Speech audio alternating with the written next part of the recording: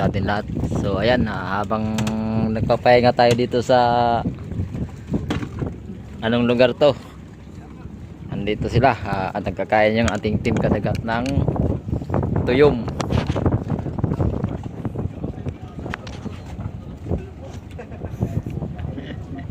Si tuyom, nangunguna ang ating ano. Hoy, hoy. Dito na mo. Bakit ki? Kabila ka. Sa gitna dapat, iba ka kumilig. At habang tayo nagkukubli muna sa lugar na to, aywan kung anong lugar to, hindi ko alam.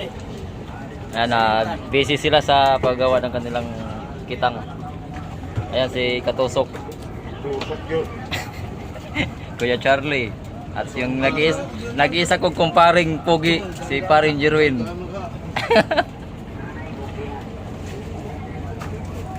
Ayan sila oh.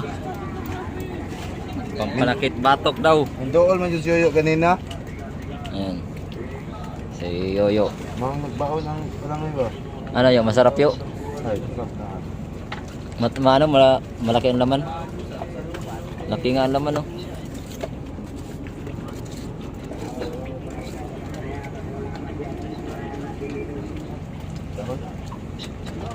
Di sa kanay tagaliti. At ang ating iba nating team nandito sa loob. Ayan. Si Casinaw at saka si Totoy. Saan ti mayo? Ha? Saan ti matin? Casinaw. At si Kadugil andyan nagkain ng pambansang ano, seafoods. At si Kabiwas.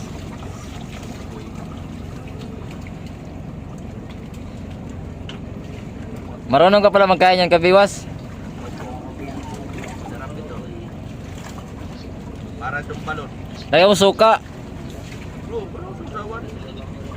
Nakay kadogi lang susawan.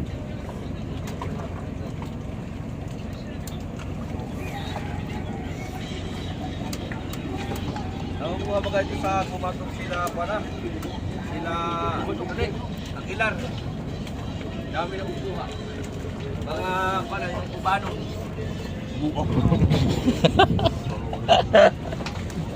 Taga-aman ni mo kuan batika.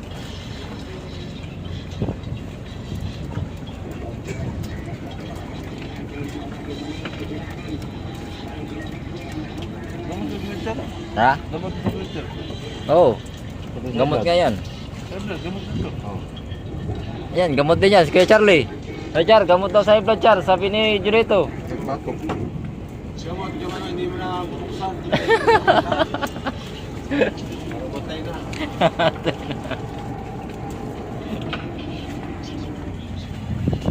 May tabo malaki. May tabo malaki.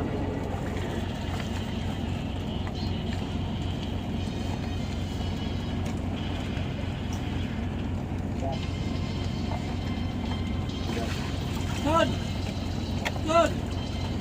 Oh, may tuyom na dito. Tuyom. Hindi ka nakain na to? Santol na itim. Kasinaw. Oh. Wala. Ayaw. Ha? Hindi, nakain ako niyan. Ayaw ko lang. Nakakaramdam na ako ng ano sa ano, batok. Ano ito? Lagyan ng batok lagi.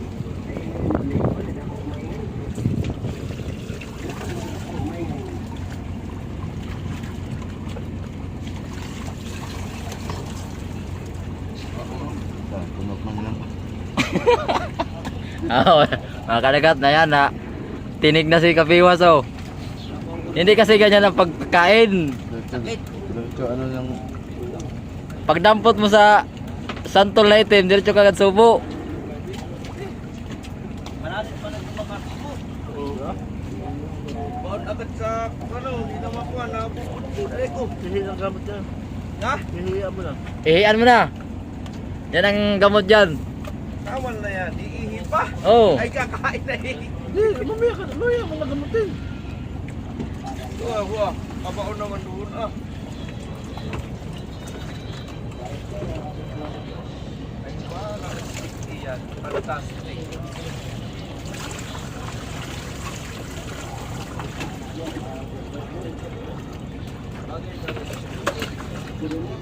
Tagal naman makuha yung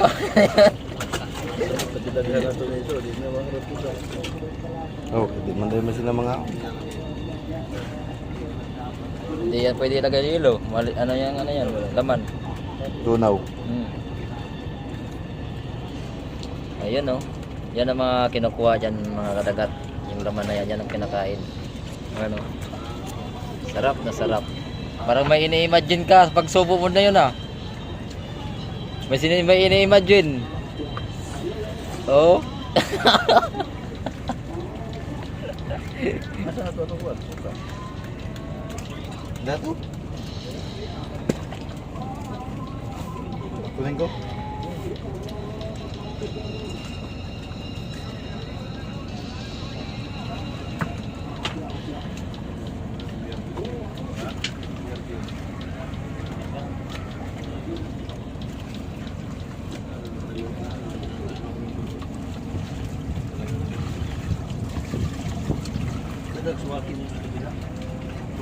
Mga kadagat, si Kuya Bong gagawa siya ng kanyang baras sa pamarilis.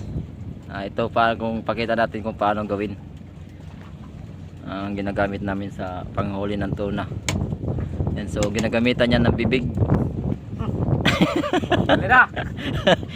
Yan pala ang yan yung gas technique tinatawag doon. Yan. Yan yung ginagamit namin dito sa panghuli ng tuna. Yung baras sa salitang Quezon. Yan yung tinatawag dito sa salitang Quezon na baras. Tinatawag diyan na bato-bato. Yan.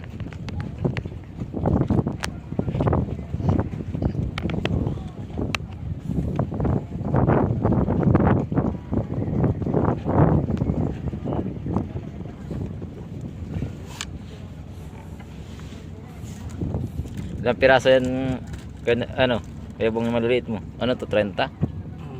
14. 14. Tapos 30 yung ang laki.